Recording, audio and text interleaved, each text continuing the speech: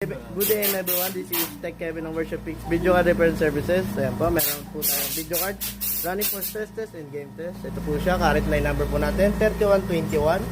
Bali, problem po neta kay customer is no display. So ito po, check po natin sa ating PC. Ito po siya, detected po sa ating device manager.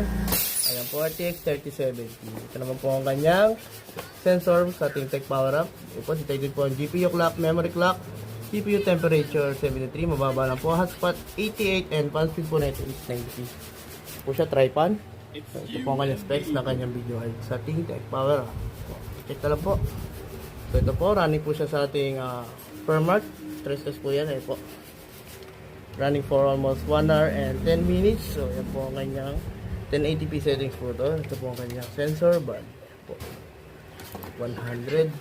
And running po ang ating video card sa ating, naran din po natin sa ating superposition benchmark. 8K ang kanyang settings. Ito po ang kanyang score. So bali sir, sabay po ito. Running din po ang ating video card sa ating game test. Valorant po, high settings. Ito po ang current FPS, 150 to 130. Uy! Pangin nyo sir.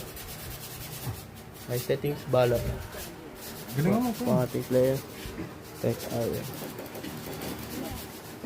Bali, problem po pala na ito. Chinek po natin yung technician. So, bali po kanya ating VRAM and may thermal paste po. So, yan po. Bali, pumasok po yun sa ating VRAM and GPU.